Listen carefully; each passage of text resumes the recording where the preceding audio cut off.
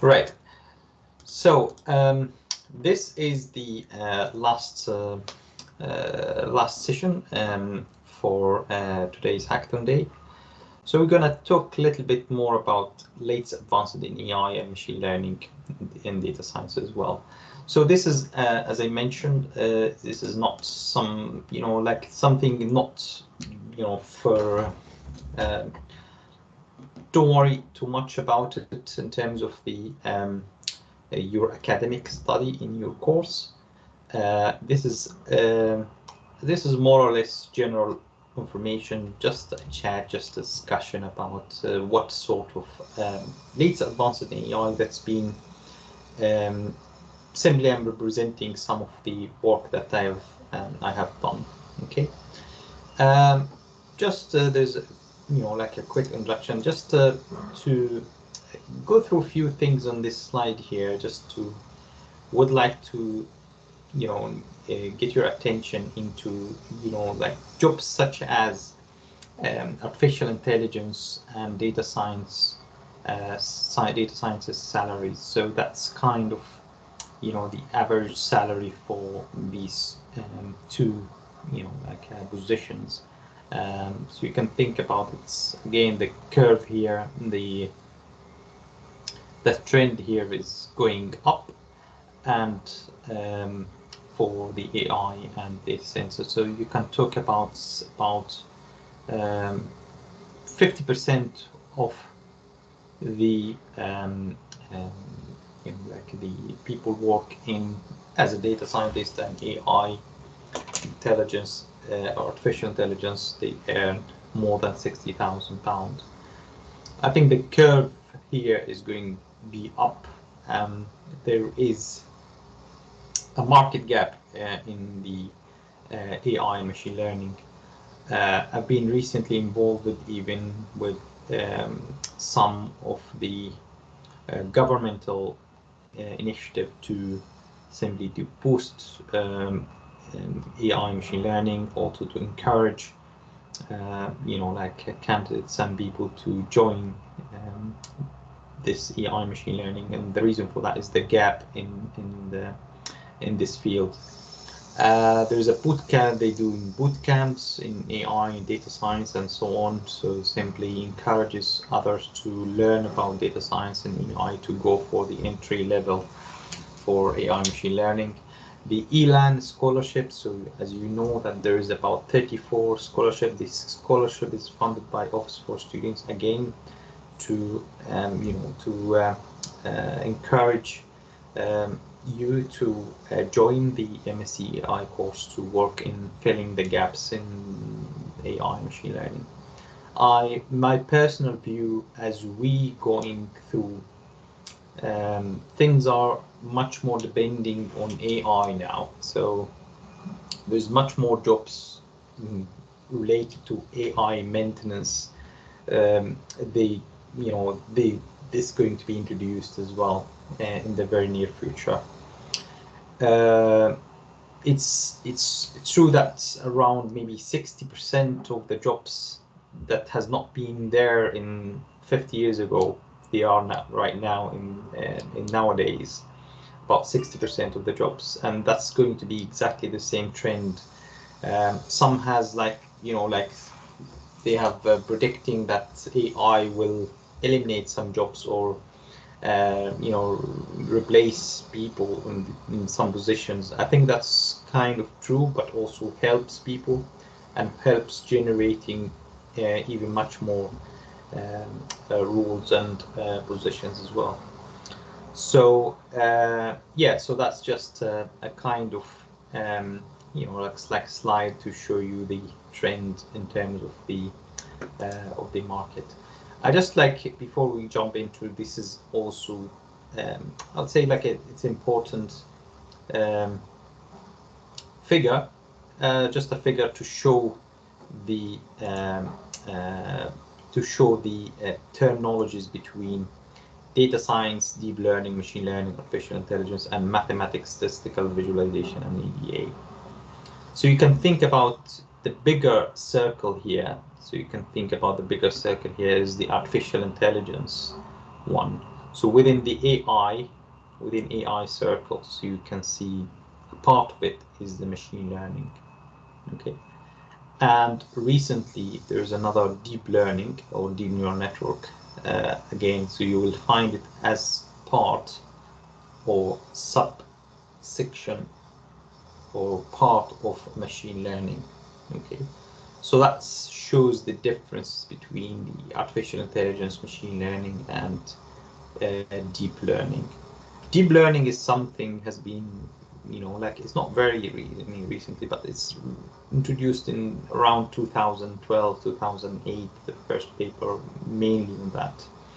And the main reason that deep learning now has been, like booming, and the performance of AI has been gone very up, is one of the main reasons is the computational power, the availability of the resources, and the computational power. Mainly the GPU, the introducing, the introduction of the new GPU capabilities.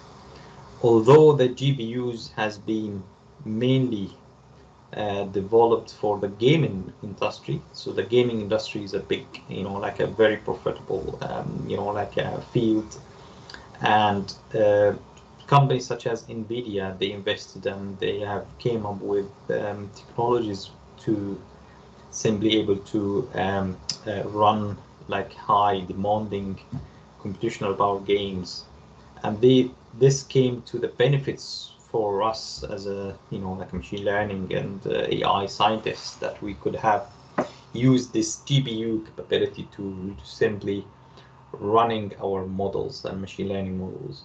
And we can, the model now that runs in like maybe 1 hour, in previous years that might takes years to run.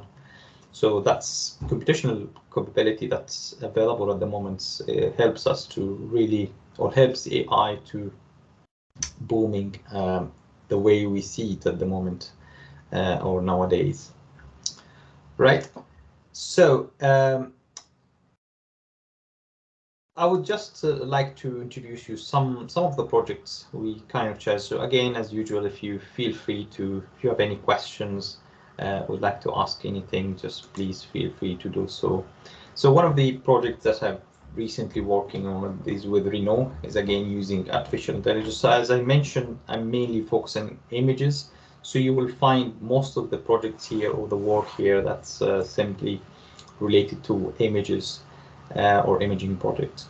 So one of the projects is, we call it scene understanding to support autonomous driving. What's that? Simply is that, so it's simply looking at the scene, looking at the scene and trying to understand the scene in front of us. And Renault in this project was particularly interested on human-like guidance system. So human-like guidance system is basically, you can think about it is, you have a normal navigation system and you have another human-like guidance system. So you can think about a system that asks you to, for example, to follow the red car, for example, or turn left after the shop, for example. Or the more descriptive based on the object in front of you. Okay, and I remember Renault managed to make a patent and take that kind of research to the next level into implementation on the on their cars. So you can see an example here. This is a kind of example of the images that we run the AI model, which is in this case a deep neural network models, on the images, and we run the models in real time, means we actually collecting the images. We do have images, capturing the images, we run the machine learning model and simply producing the annotation or the results as we can see it here. So you can see here that the classification, it's actually the problem here is object detection and classification. So we can detect the objects such as a van here, and you can see here detecting the zebra crossing here, and different types of cars, vehicles, and vans and buildings, light poles, you know, like signs and so on. So it's light poles here, signs and curves and so on. So not only that, the contribution here that we managed to simply identify some of the attributes of the object as well. For example, this vehicle here, and we managed to classify it as a van, but we can see that the color of the van, so this is a white van, for example, this is a, you know, like a, if you can see, this is a white one, and the different types of, you know, like the colors of the van, and we classify if this is this object or this vehicle is moving as well, or is a moving object, or stopped, is not moving. Also the face of it, for example, this is a facing rear, so this is the rear facing of the van, or the front face. And the main reason that we simply would like to classify the color, the motion of the object, and also the facing of the vehicle is that help, as I mentioned, human-like guidance system. So we can actually, when we see this is the rear facing of the vehicle, so basically this vehicle are moving in the same direction. So we can build navigation or guidance based on this vehicle, for example. And if it's moving, so basically we can build on it. If it's, you know, like it's a parked vehicles, we're not using for navigation and so on. So this is simply the main idea of the project, and the results are very, very good in using deep neural networks.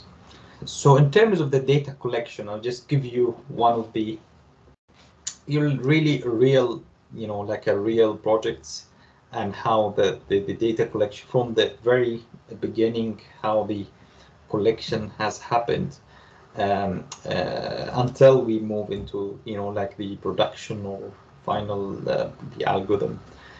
So in the data collection, so we have this as a setup. So we have this a data collection setup. So we have managed to make a data collection in France, in Versailles, in Renault. And we do have, this is the stereo camera, which is a type of multi-sense camera. So this is the stereo camera. And we do have collecting the IMU data from a sensor called the Yocto 3D, and collecting the GPS data as well using a GPS data sensor.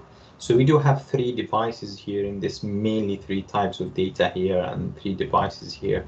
So normally what we have done here is to connect all of these devices using a platform called ROS, and this is ROS Node.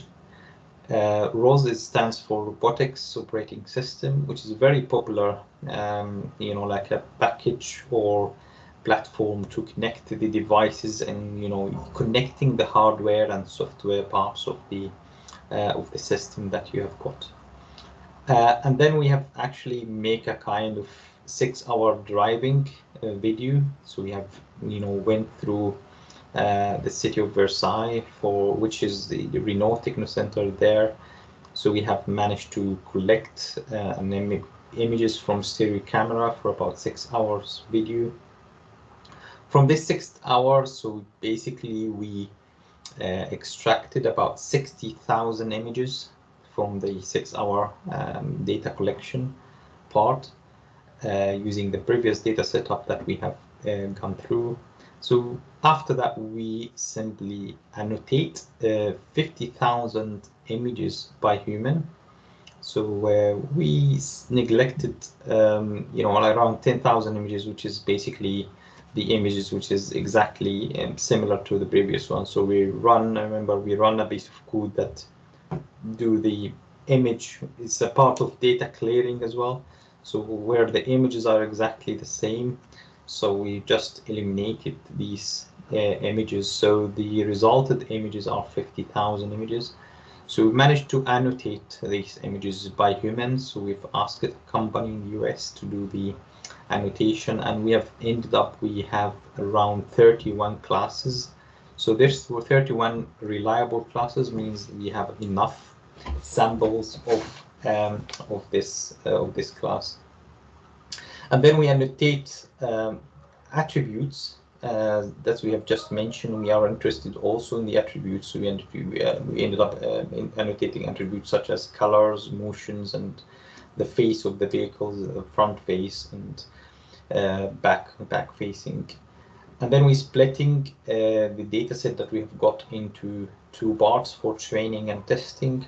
So we have used 45,000 images for training and 5,000 images for testing. That's kind of splitting between the data and the training and testing. And for this pipeline for the data collection and preparation, actually we should be ready now after having splitting. So it's a lot of work happens basically in terms of the annotation and the attribute annotation there for this number of images. But yeah, but we have managed to get the data at the end. So after that, we came up with a new kind of architecture. I'm not going to go to details on that. So it's a modified architecture to using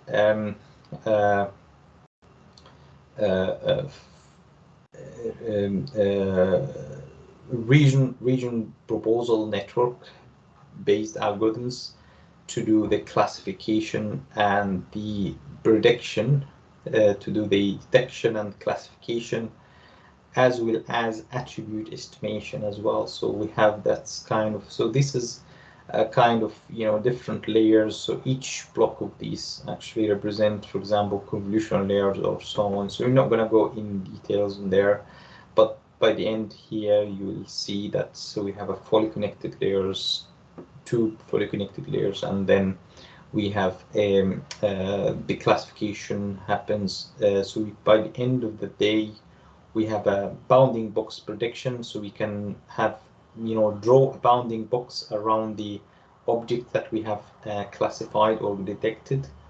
And then we have a classification score. And then we have managed to do classification for vehicle face, motions, and colors. So this is the network architecture that we have managed to come up with in this example. So that's the results. This is the accuracy results. We have implemented a couple of backbone results, and we have managed to really get good results out of that. In terms of the attributes, you can see here that, for example, the face attributes. The motion attributes, we managed to achieve about 90% accuracy, and for the face attributes we managed to go to around 90% accuracy for the front and rear, and 83% for the side attributes. The colors are, was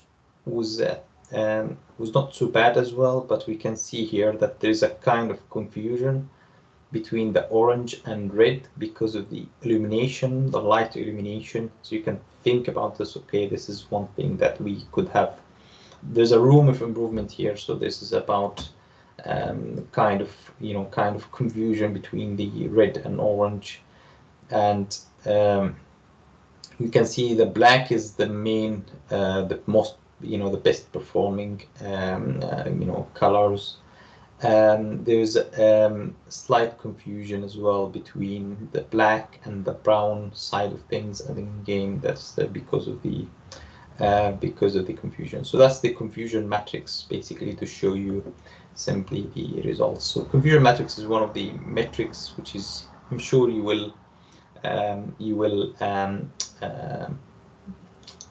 hear about in your classification. So this is the final.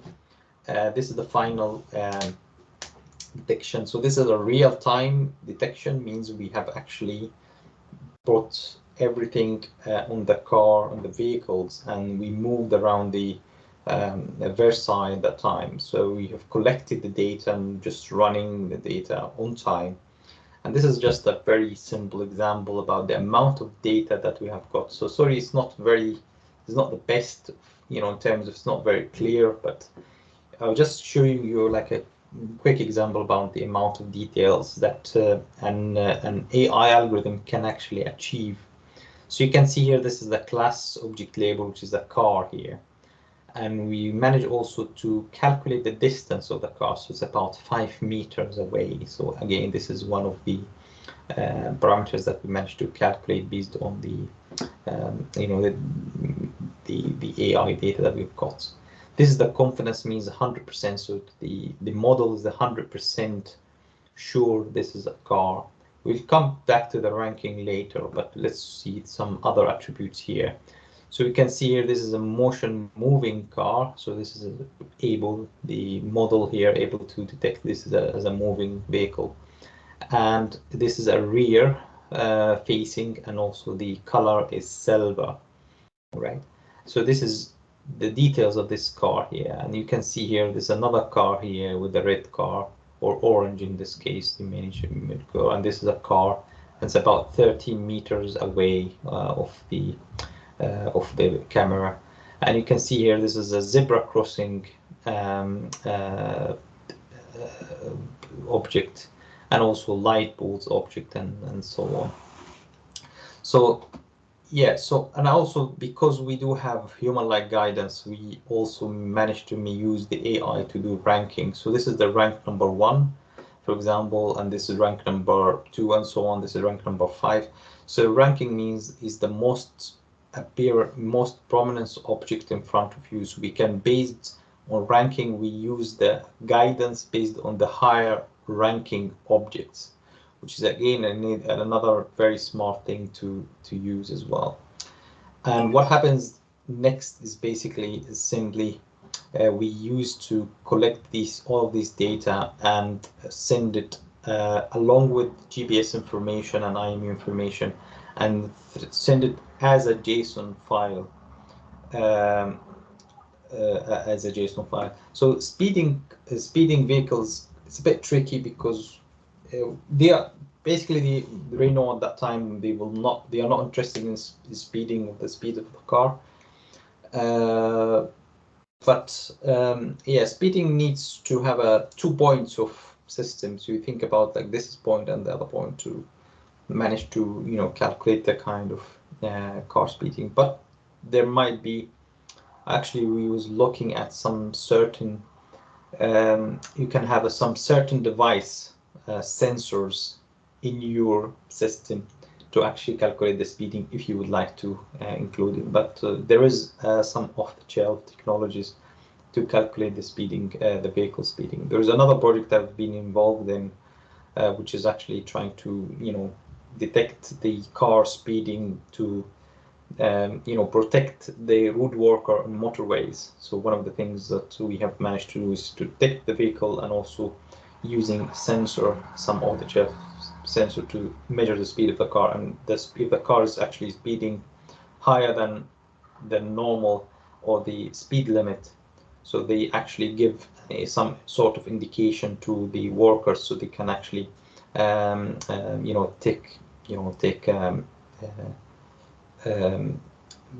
make an action themselves. So the reason for that project, the other project, is there's a number of people who died in the motorways because of the inappropriate driving from some vehicle drivers. So that's simply that's simply how it looks like. I just there is a chance probably if you give me a second.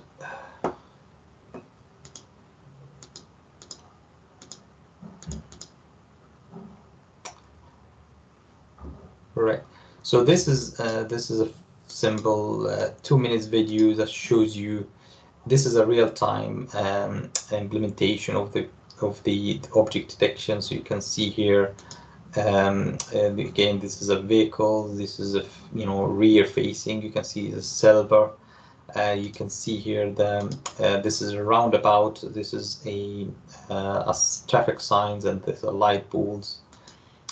You can see here as you move in. So this is real time. So you can see the different various objects. You can see here the buildings, the light bulbs, the traffic sign, the roundabout, the vehicles you have got here, and so on. So yeah, so this is a kind of long list of objects that we have got here. So you can, again, this is zebra crossing, the building, and so on. And you can see here, this is the vehicle face. So this is a bus here. You can able to detect this is a bus. It's about 6 meters. This is a vehicle face side. So this is the side of the vehicle, and this is the white color, for example. Yeah, so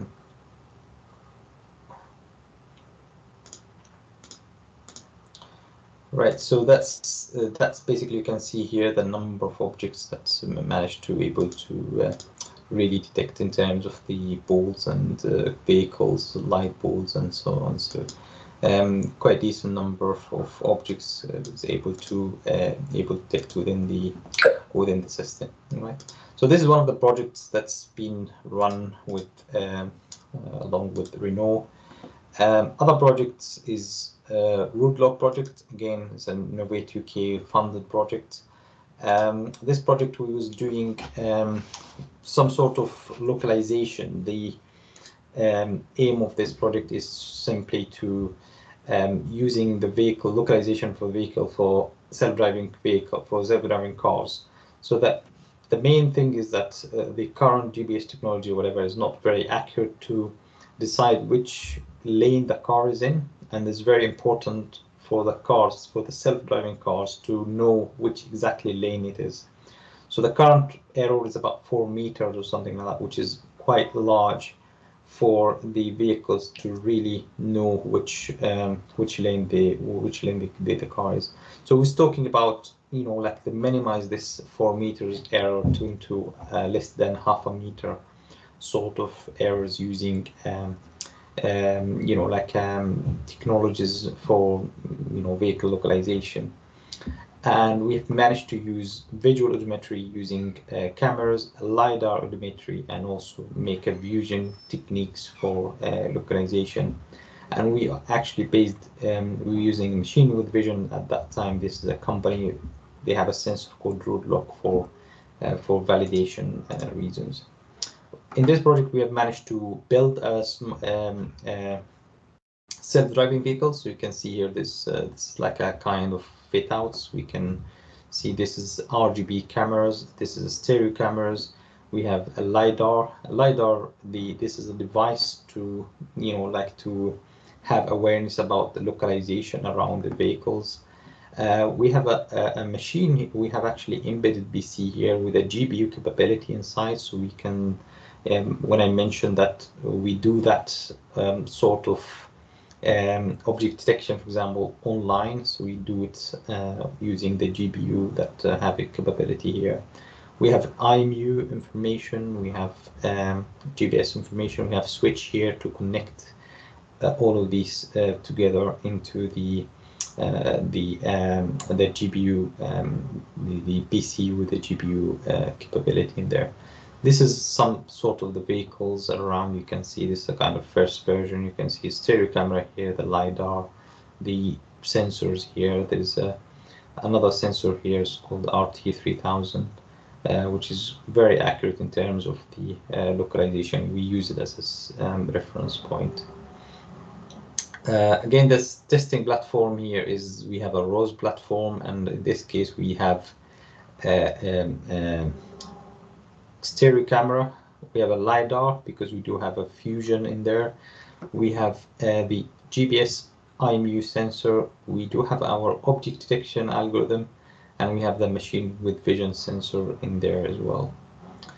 And this is the results, how it looks like. It's pretty accurate in terms of the localization, or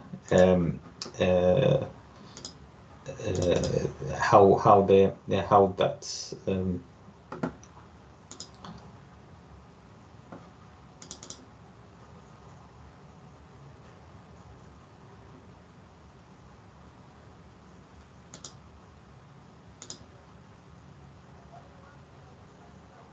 right.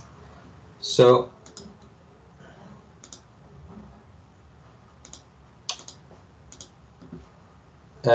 So this is basically the what you call it, the odometry performance based on the LiDAR and stereo cameras. This is different routes. You can see here this is the line of the vehicles around, and this is simply the mapping of the routes on the using the GPS signals or GPS sensors, mapping of the vehicles on that route. As part of this project, we've released data sets for different weather conditions, collected data set and released a data set for that. Another project for automatic threat detection. This project was collaboration with Home Office and the STL. So the main idea here in this project is that I think you all have seen that kind of machine, which is X-ray machine. We're using deep neural network to really basically able to detect any threat items. So depending on the AI technology here to make automatic threat detection. So it's either threats, anomalies, or any prohibited items here. So we can, if the model has able to really detect that, so we're going to be sent to operative review, so like a detailed review sort of things. The performance was pretty good. It's about over 90% for example here for the full weapons and the weapons part, and you can see here the bounding box around the weapon part.